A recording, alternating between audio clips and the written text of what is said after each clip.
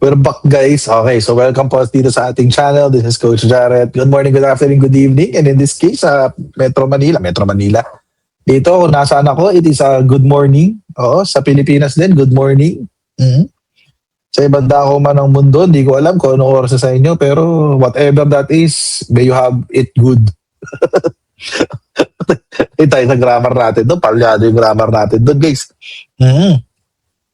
Anyway.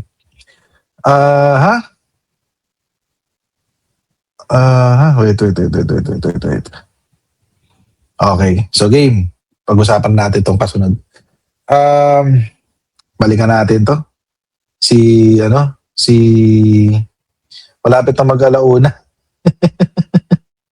Oo nga madaling araw na dito sa kung nasaan ako ngayon. Sa Pilipinas, madaling araw na rin. Mhm. Anyway, game. Balikan natin yung kwentuhan.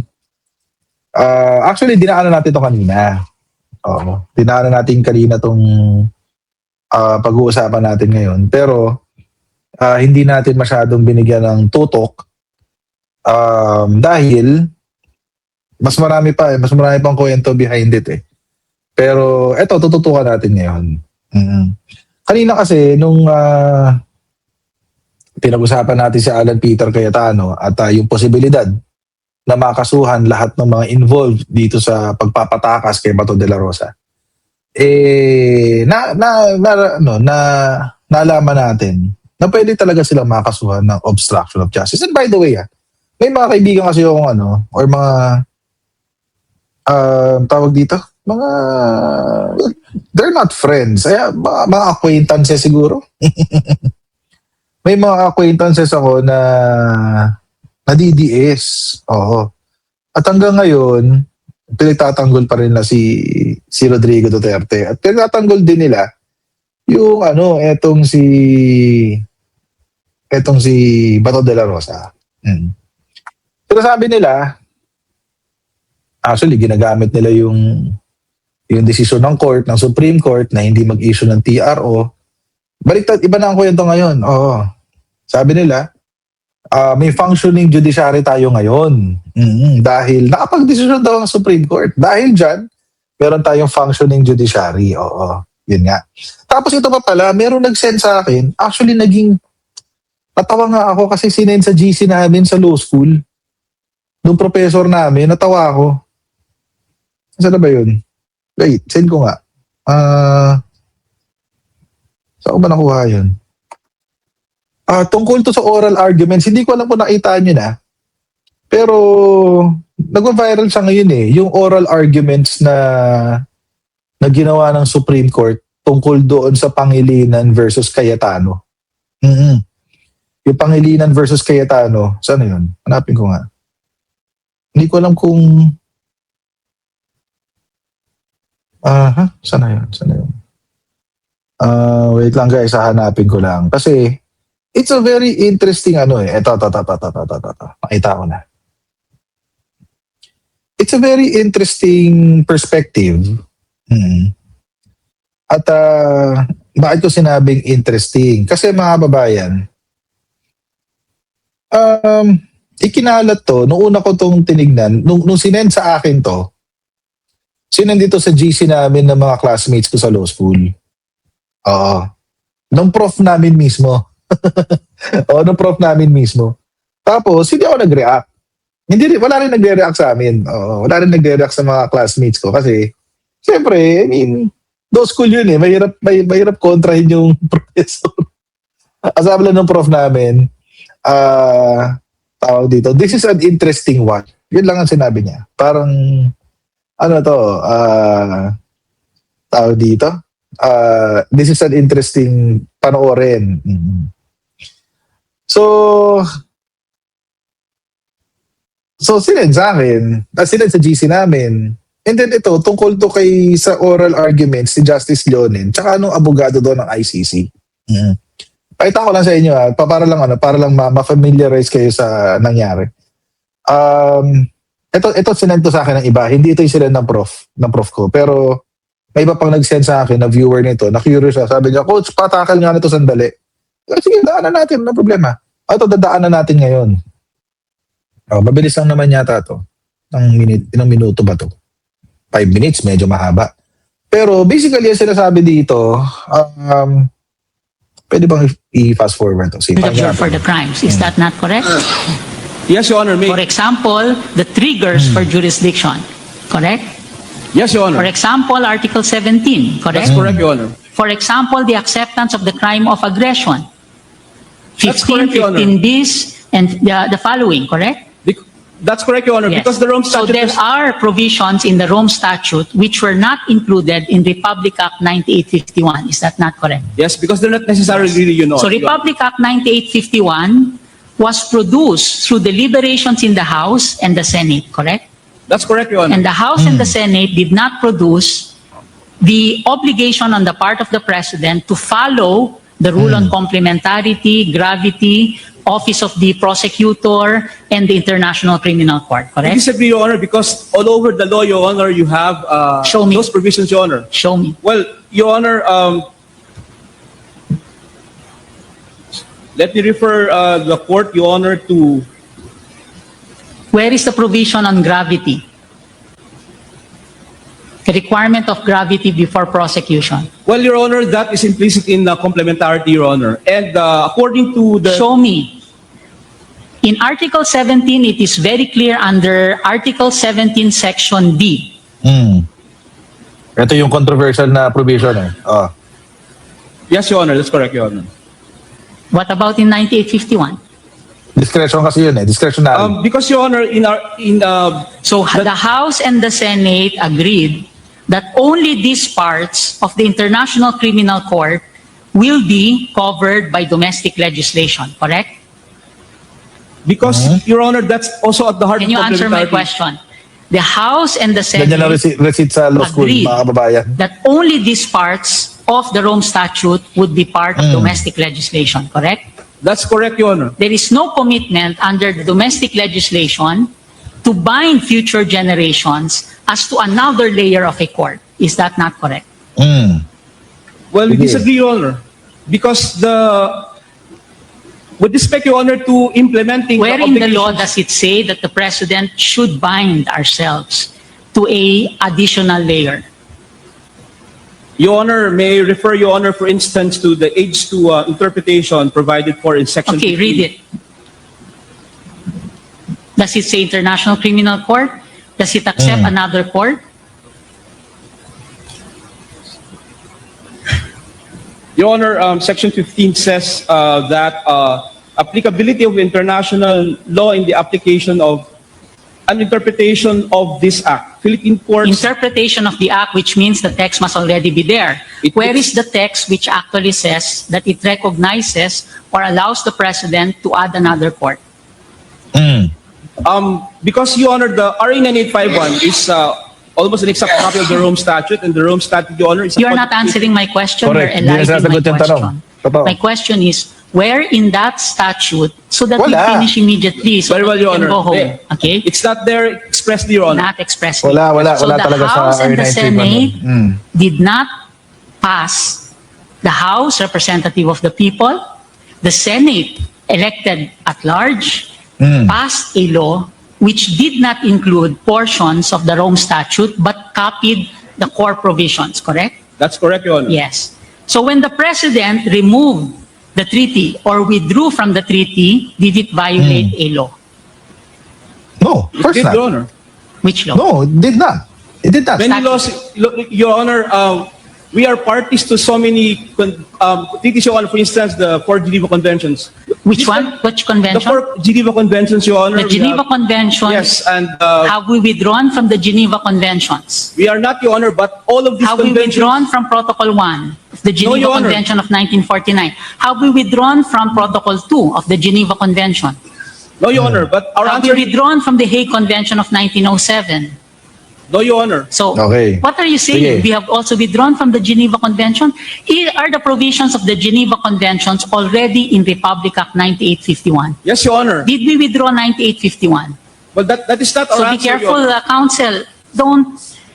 Don't do what a law student does. You answer the question. We did Okay? not, Your Honor. The question is, Kami lang pwede sa ganun. here we have a law passed by the House and the Okay. Senate. the House and the Senate, through a law, decided that only these portions of the Rome Statute will bind the Philippines. Okay. Correct? That's correct, Your Honor. Only by treaty did we add certain Yes, Your other Honor. things. That's correct, Your Honor. With the President withdrawing from the treaty, did the President violate this statute? No, he did not. He did not. And Did the President withdraw from 9851? No, he did not. may I qualify my answer, Your Honor? Did the President... No, Your Honor. No. He did not. So, he did not. Did not. Did not, Your Honor. Yes. So, that's it. Thank you. Ngayon, mga kababayan, ang weird ng mga The DDS... observer for the crime. Sorry. Is that Bakit ito yung ikinalat nila? Ang weird ng mga DDS, bakit ito ang kinalat nila? Pinatunayan lamang nitong video na to na valid ang RA 9851. Na ang mga probisyon sa RA 9851 ay discretionary sa Philippine government. Lalong-lalo na yung Section 17.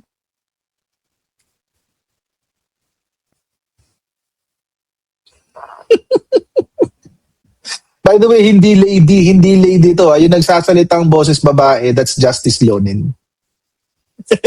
Si Justice Leonin. Yung boses babae. Yun ang boses si Justice Leonin, guys. Oo. Mga babae, balikan natin yung decision. Ang ito ay oral arguments sa Pangilinan versus Cayetano. Okay, ano po ba ang issue nito ng Pangilinan versus Cayetano? Ano po ba ang issue? The issue of the case is the unilateral withdrawal of Rodrigo Duterte from the ICC. Tagalog. Tagalog. Nireklamo sa Supreme Court si Rodrigo Duterte dahil umalis tayo sa ICC without the concurrence of the Senate, of Congress rather. Without the concurrence of the Congress. Ito kung nagsasalita na attorney, pinagtatanggol niya yung side ng mga nagreklamo. O, yung grupo nila Kiko Pangilinan. Marami sila dyan eh. Kiko Pangilinan, Bam Aquino, Francis Drilon, Risa Ontiveros, Laila de Lima. Marami sila dyan. Parang siyam yata sila dyan. Or 7. Yan. Ngayon, mga kababayan, itong line of questioning ni Justice Leonen dito, patungkol, ang line of questioning niya ay, meron bang probisyon sa RA 9851 na pinagbabawalan ang presidente na umalis sa ICC? Yun yung tanong. Kung naintindihan ng mga DDS, itong video na to, hindi nila ikakalat to. Siguro nakarinig lang sila ng salitang did RA 9851 add another layer of court? Oo. Baka kasi dahil narinig lang nila yon, iniisip nila, okay, patama to sa ICC kasi hindi naman talaga nagdagdag ng another layer of the court above the Supreme Court.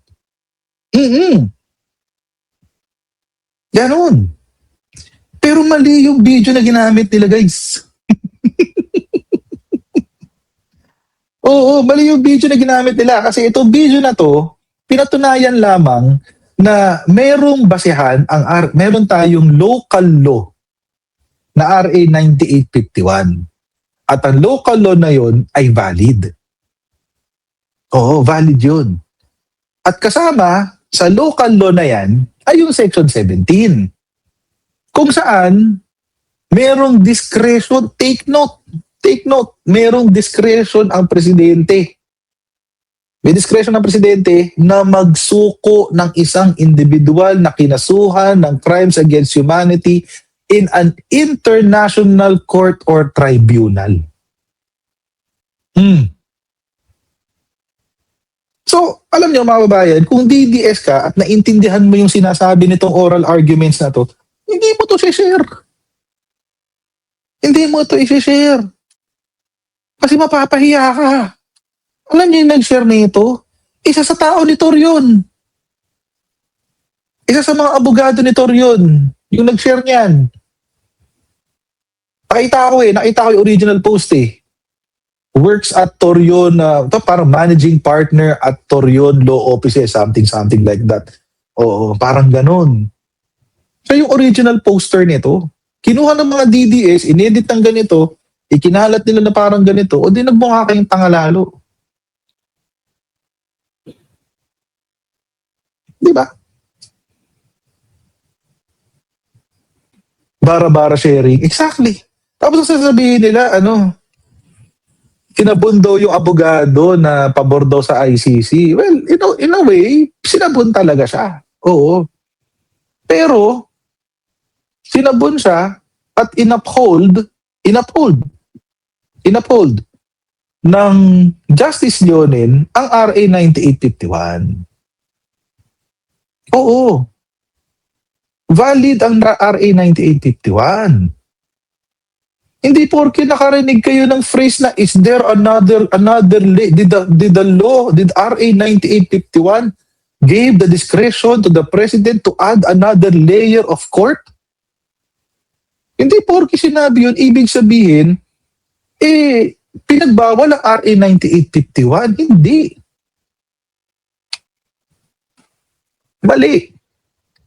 Mali ang dinig, mali ang interpretasyon. Magandang tanong to. Sino ba ang nanalo sa case na yan? Okay, magandang tanong yan. Ang nanalo dyan, sila Cayetano. Sila Cayetano, mga kababayan. Pero balikan natin yung tanong. Balikan natin yung issue. The issue is this. Ang issue ng Pangilinan versus Cayetano ay ang unilateral na pag-alis ng Pilipinas sa Rome Statute, not the validity or the invalidity of RA 9851. Yan yung una nating punto. Ginamit nila to para soplain ang jurisdiction ng ICC sa Pilipinas, pero mas lalo pang napatunayan ang jurisdiction ng ICC sa Pilipinas. Bakit? Because sa RA 9851, binigyan ng discretion ang executive, ang authorized the public officials to surrender a criminal or a suspect in a crime against humanity case sa isang international court or tribunal. Number 1. Number 2, eto. Huwag lang natin pagtuunan ng pansin ang oral arguments. Bakit? Kasi the oral argument is just part of the decision. The oral argument, mga kababayan, ay ang proseso na pinagdadaanan ng isang kaso sa Supreme Court para makaabot sa isang decision ng korte. Ngayon, kaya nga sabi ko sa inyo, mali yung ginawa ng ng abogado na nag-upload nito na managing partner ng Torion Law Offices. Mali ang ginawa niya. Bakit? Kasi ang in-upload niya ay yung oral arguments. Hindi naman yan decision eh.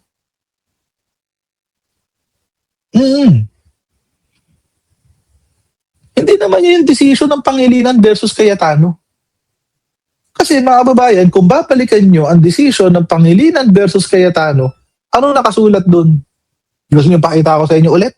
Pakita ko sa inyo ulit? Papakita ko na lang sa inyo ulit. Baka sabihin ng mga DDS na nanonood sa atin, sabihin na naman nila, feeling abogado na naman ako.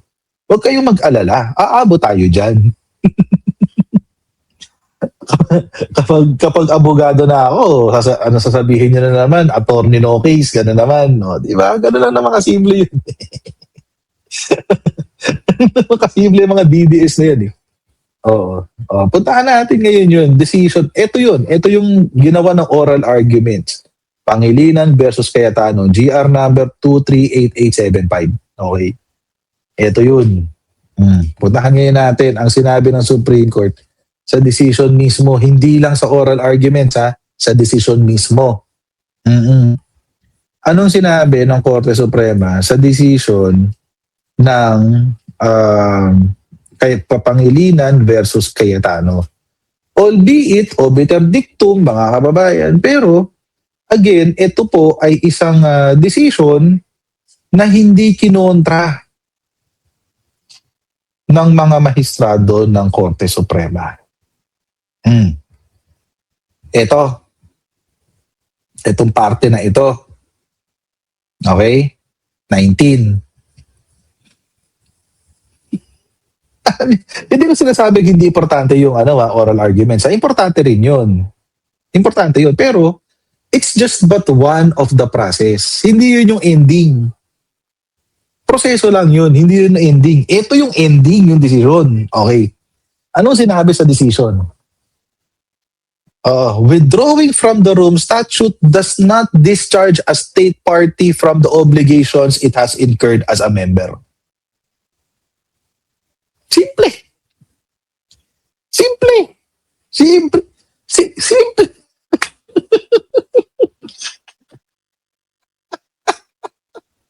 Simple. Oh.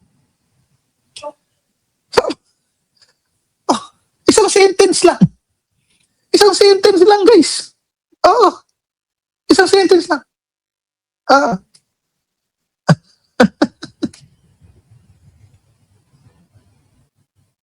Did I say more? Diba, paliwanag ko pa ba? Oo. Ayan o. Withdrawing from the Rome Statute does not discharge a state party from the obligations that's incurred as a member. Attorney Torion. Ano nangyari sa mga abogado mo dyan sa Torion and partners, whatever? Oh.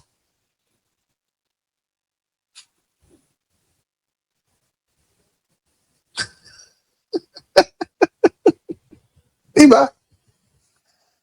Diyos ko. Mamaya na yan, lakad yuray. Mamaya na yan. Mamaya na yan. Oo. Diba? Sa Tagalogin natin. Ang pag-alis sa Rome Statute or ICC ay hindi magpipigil sa dating miyembro sa state party sa mga obligasyon nito nung siya ay miyembro pa.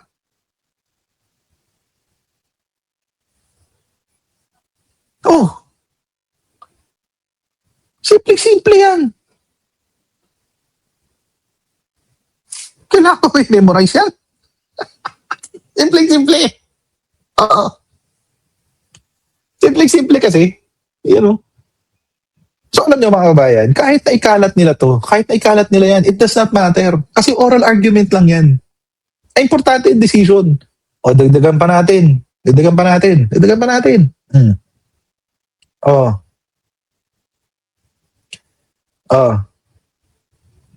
Until the withdrawal took effect on March 17, 2019, the Philippines was committed to meet its obligations under the Rome Statute. Any and all governmental acts up to March 17, 2019 may be taken cognizance of the ICC. Ano na? Ito desisyon to. Ito argumentuhan lang to. Debate lang yan. Ito yung resulta ng oral arguments. Sinabi sa resulta ng oral arguments na lahat na nangyari sa Pilipinas, kung saan miyembro tayo ng ICC, ay obligasyon natin sa ICC.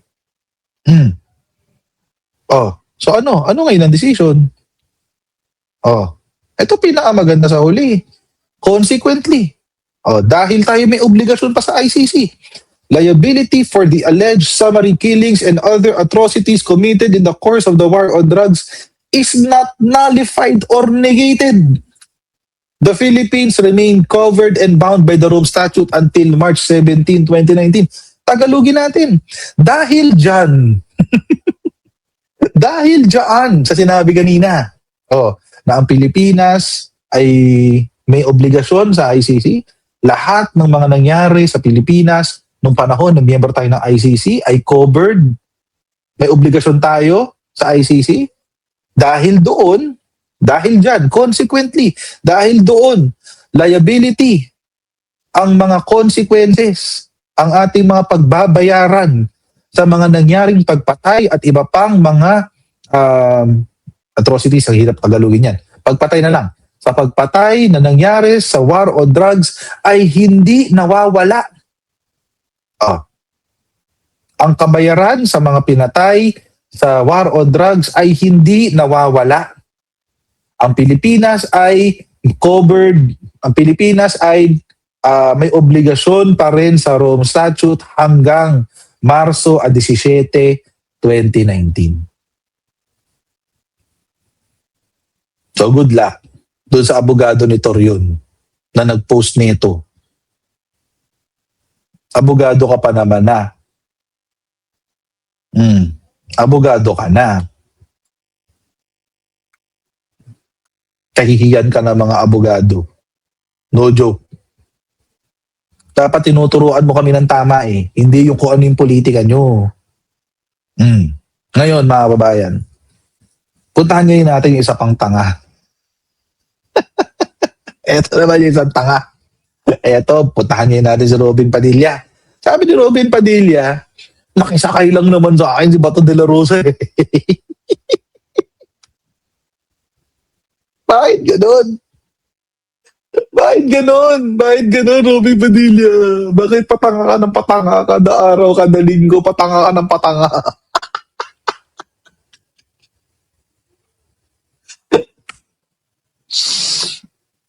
Hindi raw niya itinaka si Bato de la Rosa, nakisakay lang daw. Anong tawag doon? Anong tawag doon? Anong tawag doon? Isinakay mo, inilabas mo sa Senado, tapos ibinaba mo sa ibang lugar, anong tawag dun?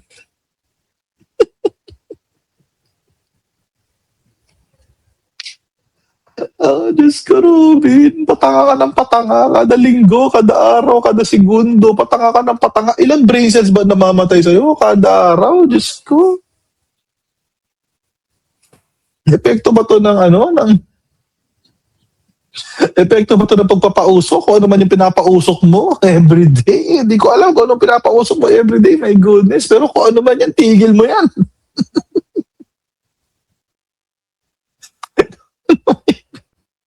Kung ano yung pinapausok mo araw-araw, tigilan mo na yan. Nagiging tanga ka araw-araw. Ito yung balita. Ibinaaresto na ng Department of Justice si Senador Ronald Bato de la Rosa matapos ibasura ng Korte Suprema ang hiling niyang temporary restraining order laban sa warrant of arrest ng International Criminal Court. Kwinestyon naman ng mga abogado ni de la Rosa ang utos ng DOJ. Balitang hatid ni Darlene Kai. Diyos ko. Senator Si Bato Robin. is a fugitive from justice.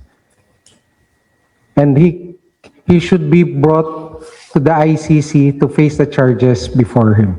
The Philippine law enforcement agencies, which would include the PNP, the National Bureau of Investigation, are now tasked to effect the arrest of Senator Bato de la Rosa. May hawak na raw silang impormasyon sa kinaroroonan ni Senador Ronald Bato de la Rosa. Definitely there are leads. As to the exact leads, I cannot discuss them. First, I'm not privy to those leads. They are available to our law enforcement agencies and to their units, and let them do the work. Hopefully, we do it as fast as we can. Wanted si De La Rosa ng International Criminal Court bilang isa sa mga co-perpetrators sa kasong crime against humanity of murder kaugnay ng madugong war on drugs ng Duterte administration. Ayon kay DILG Secretary John Yan, Vic sa Pogi, Remulla, isa pa yan. nakahanda silang ipatupad ang utos ng DOJ. Sa isang text message sa GMA News, sinabi niyang 225,000 na puwersa ng Philippine National Police ang pakikilusin para rito. Inalerto na rin ni PNP Chief Police General Jose Melencio Notades Jr. ang mga tauhan ng PNP Maritime Group at Aviation Security Group laban sa posibilidad ng paglabas ng bansa ni De La Rosa. Ayon sa ulat ng GMA News Online, partikular na pinababantayan ng tinatawag na Southern Backdoor o yung dulong katimugang bahagi ng Pilipinas. Ang PNP Criminal Investigation and Detection Group hinihintay na lang daw ang go signal ni Nartates para ipatupad ang arrest warrant. Pag there is an order already and the CPNP has directed us, gagamitin namin ang buong unit po ng CIDG. For every region, in every province. Wala naman po tayong pinipili, big or small, lahat po yon ay ini-implement namin at all cost. Nakikipag-ugnayan na rin daw sila sa iba pang law enforcement agencies. Susunod din daw sa utos ng DOJ ang NBI. Ayon kay Siyempre, NBI Director dapat lang. Melvin Matibag, isasagawa nilang pag-aresto ng naaayon sa mga alituntunin.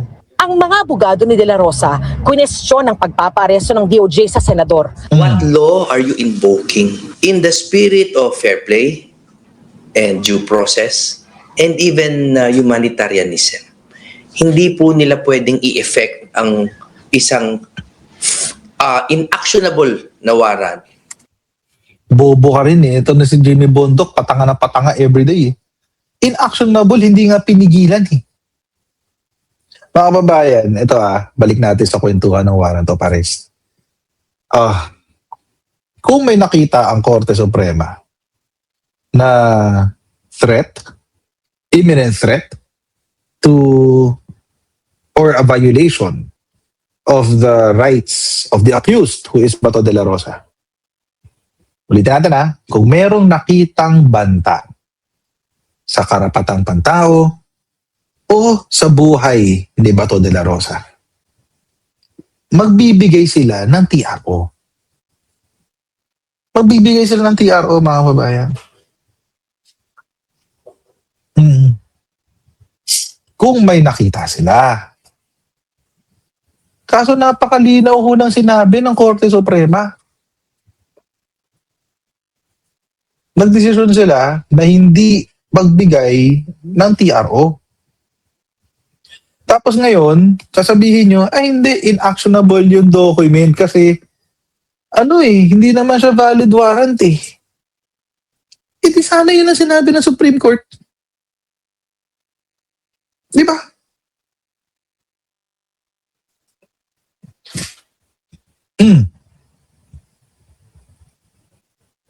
Di sana yun ang sinabi ng Korte Suprema. Di sana yun ang isinulat ng Korte Suprema. We are issuing this warrant, the temporary, we are issuing a temporary restraining order / status quo ante order against the implementation of the warrant of arrest issued by the ICC. O di sana yun ang sinabi ng Supreme Court. Kaso mo hindi. Di ba, Jimmy? Di ba, Jimmy? Hindi yun eh. Hindi yun binigay. Hindi yun ang sinabi. Anong sinabi? Without prejudice to the ongoing petition, we are not issuing a TRO.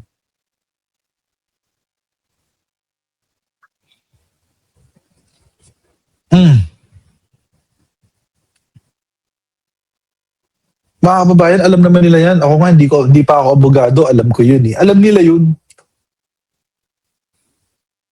Ako nga law student pa lang, alam ko na yun eh. Lalo naman sila, nakapasa na sila ng bar. Kaso nga mga kababayan, ito nga ang problema sa kanila. Nakapasa nga sila ng bar, alam naman na nila yan, pero ginagamit nila para pagmukain tayong tanga lahat. Ginagawa tayong tanga mga Pilipino. Bakit? Para isalba yung kakampi nila. Sasabihin nila, hindi sila namumulitika, hindi sila namumulitika, whatever. Anong tawag sa ginagawa nila?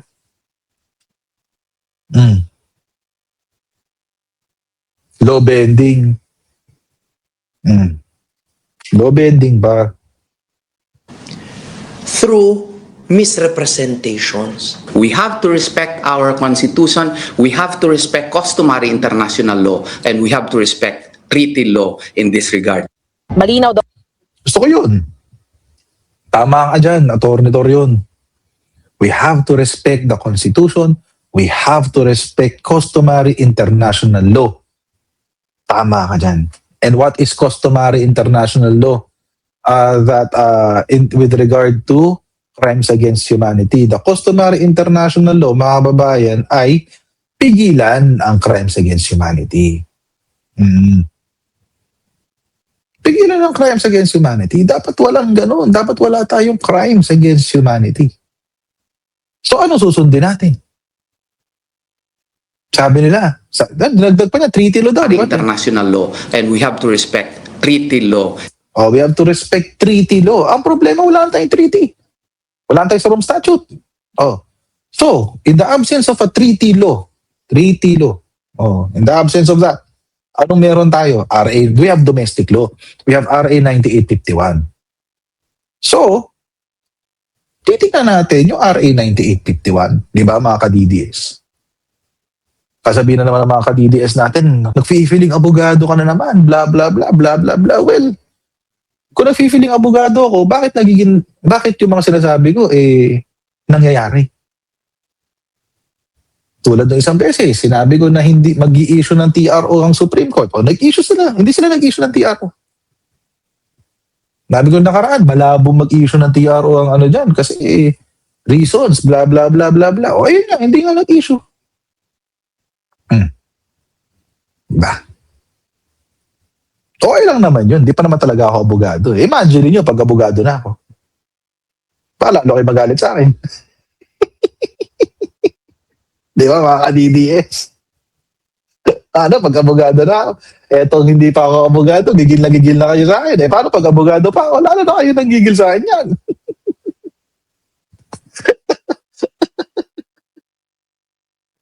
Anyway. Tuloy natin to. In this regard, Malinaw daw na target talaga ng gobyernong makuha si De La Rosa. by the sheer act of the president's arm, by hook or by crook, gusto nilang kunin si Bato. And this simply looks like a Duterte 2.0 move, no? It's like crook. Ano? By the sheer act of the president's arm, by hook or by crook, gusto nilang kunin si Bato. And this simply looks By sheer act of the president's arm daw. Dahil lamang daw sa utos ng presidente. Okay, sige. Walang problema. Dahil lang sa utos ng presidente. Tama naman. Dahil lang naman talaga to sa utos ng presidente. Okay. Ngayon, illegal ba yung utos ng presidente?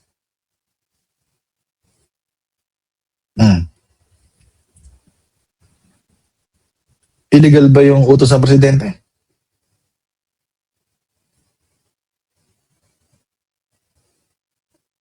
Sige nga, mga ka-DDS, sige. Illegal ba yung utos ng presidente? Sa ngayon, wala pang nagsasabi na illegal yung utos ng presidente. Sa ngayon.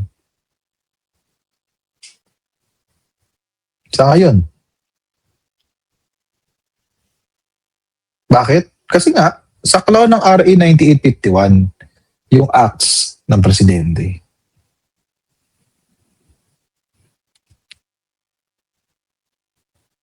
So, hindi nga nag-issue ng TRO ng Supreme Court eh. Di ba? looks like a Duterte 2.0 move, no? It is my personal and earnest opinion that this is political, no matter how they frame it. Gagawin daw nila ang lahat ng legal remedy para sa kanilang kliyente. Kasabay nito ang pag-iit nila na hindi tinatakbuhan ni De La Rosa ang mga pananagutan kung meron man, basta na ayon sa konstitusyon. Proper cases can be filed in our country because we have a healthy prosecutorial system, we have a healthy judiciary. Ngayong itinuturing na ng pamahalaan Yun yung bagong drama nila ngayon. Bakit daw hindi mag-file sa Pilipinas? Wala problema. Bakit nga hindi pwede mag-file sa Pilipinas? Pwede naman. Pwede naman. Sino kukumbinsihin nyo? Hindi kami. Hindi ang gobyerno. Kumbinsihin nyo yung mga biktima. Di ba? Ba't hindi kayo mag-ikot? Gawin nyo yung ginawa nyo kay Digong. Mag-ikot kayo. Magpa-signature campaign kayo. Sabihin nyo sa mga biktima. Kausapin nyo yung mga biktima. Dito na lang kayo mag-file sa Pilipinas kasi. Ba't pa kasi pupunta kayo ICC? Dito na lang.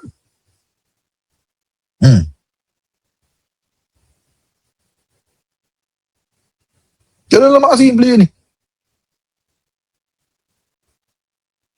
Pero hindi sila nagpa-file dito. Bakit? Kasi they found by their experience na mas may hustisya sa ICC. So kung gusto nyo mag-file sila dito, di kumbinsihin nyo. Pero kasi hindi lang naman yung mga pulis ang gusto nilang makasuhan eh. Ang gusto nilang makasuhan yung mga nag-utos sa mga pulis. Which is Rodrigo Duterte, yung gumawa ng sistema ng war on drugs, which is Bato de la Rosa, and pangatlo, yung nagpondo. Yung nagpondo sa mga reward, which is Bongo. Hindi maaabot yun sa kaso ng mga ng mga biktima. Ang tatamaan lang dito yung mga pulis. Hindi sila.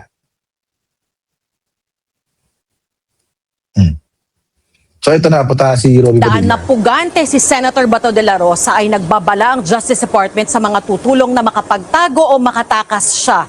Nangihingi rin sila ng kooperasyon sa mga may impormasyon kung nasaan ngayon si de la Rosa.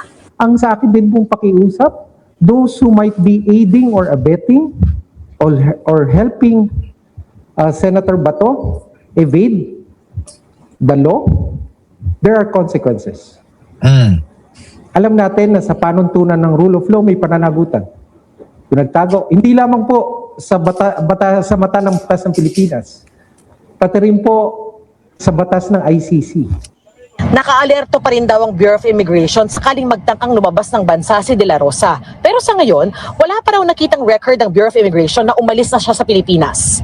As far as I know, there is an application for an Interpol Red Notice. Of course, I mean, that is a remedy available to us.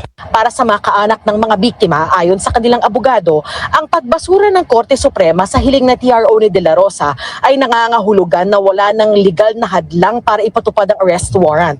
Hindi po dapat naiiba si Senator Bato. Kahit po siya po ay isang sitting senador, wala pong pagkakaiba kasi ang mga senador natin, hindi naman po sila nakakataas sa batas. Kung paano po ito pinatupad ng executive, sa kay former President Rodrigo Duterte ay sana patas din po ang pagpapatupad sa kay Senator Bato de la Rosa. Ayon na rin po ito sa ating batas sa RA 9851. Sakaling maaresto si de la Rosa, maaari na ba siyang ipadala sa dahig? Tingin ng 1987 Constitution framer at retired Supreme Court Associate Justice. Palagay ko pwede siyang arestuhin dahil wala nang restraining order. Pero whether or not Yun nga. ipadala na kaagad, depende sa interpretasyon ng batas. At ito ay pending sa Supreme Court. Sabi naman ng DOJ, Napakabagal These kasi. are operational matters that I cannot discuss so that we don't defeat the purpose of the arrest, which is the ultimate objective is to bring him to the ICC. noong May 11 sa bisa ng arrest warrant mula sa ICC ay tinangka ng NBI na arestuhin si de la Rosa nang muli siyang pumasok sa Senado hanggang sa magkaroon ng kaguluhan sa Senado noong May 13 at muling naglaho si de la Rosa madaling araw kinabukasan. Kasama niyang umalis noon si Senador Robby Yun, Padilla. patay. Iniimbestigahan ng DOJ kung may pananagutan si Padilla. Darlene Kai, nagbabalita para sa GMA News. Yun si Robin. Sa isang pahayag, itinanggi ni Senador Robin Padilla na itinakas niya si Senador Bato de la Rosa. Yan na. Anya, paano sila tatakas kung wala namang humarang sa kanila nang lumabas sila sa Senado noong May 14 kahit marami daw pulis noon. Ibinabaraw nila noon si de la Rosa sa Makati City kung saan sinundo siya ng sasakyan. Sabi pa ni Padilla, hindi niya maituturing na pugante si de la Rosa lalo kung dahil lang anya ito sa impluwensya ng ibang bansa. Yun ang sinabi ni Robin. Diba? Pabobo ng pabobo si Robin. Tropa to ano? Ang sabi ni Senator Bato, sasabay na ako. Alangan naming tanggihan ko yun, sabi niya. Walang sasakyan ni Senator Bato dahil inihatid lang siya sa Senado ng sasakyan ni Senator Alan Peter Cayetano, sabi niya. Grab pala to Oo, grab pala to si si Robin Padilla Wait, tanggalin natin to. Grab pala to si Robin Padilla Para sa akin, hindi siya fugitive, sabi niya. Hindi ko matanggap na basta na lang natin tatawagin gano'n dahil sinabi ng dayuhan, kailangan din natin igalang ang sarili natin proseso bilang bansa. Okay, sige, pag-usapan natin yung proseso. Sige. Sabihin natin meron tayong extradition or meron tayong nasa treaty pa tayo ng ICC. Sabihin natin gano'n.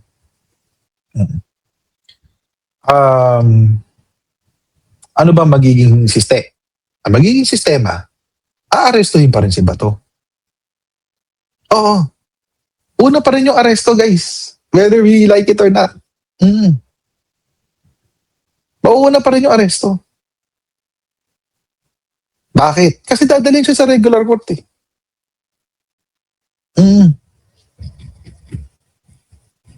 Dadalhin siya sa local court.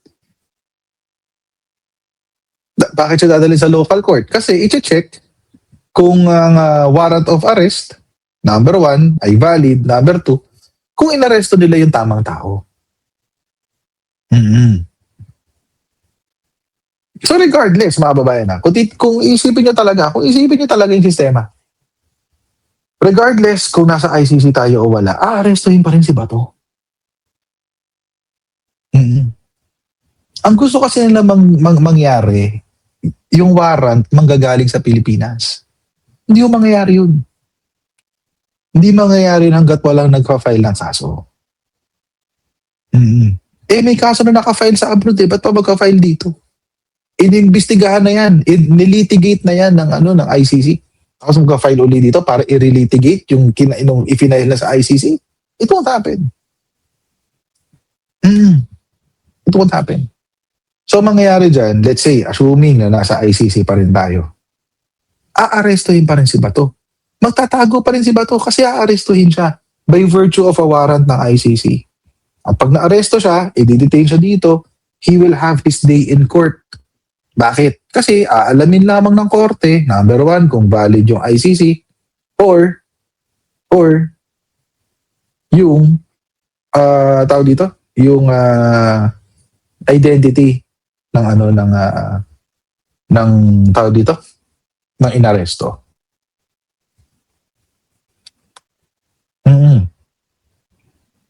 Diba?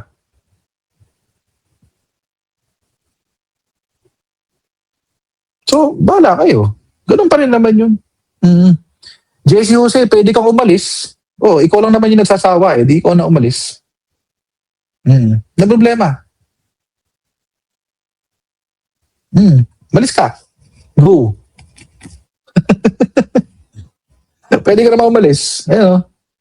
Nagreklamo si JC, dami ko rin topic eh. Di maghanap ka ng ibang ito lang ang topic. Ayan o. Title mo, requesitore, pero dami mo topic. Sawa tuloy kami sa'yo. Ikaw lang. Huwag ka mandamay. Ikaw lang. 2,981 nandito, ikaw lang nagreklamo. Diba? Huwag ka mandamay. Huwag ka mandamay. Ikaw lang. Ikaw lang ang sawa. Baka DDS. Baka DDS kaya ano. Diba? Baka DDS eh. Pero okay lang yun. Okay lang naman maging DDS ka at manonood ka dito.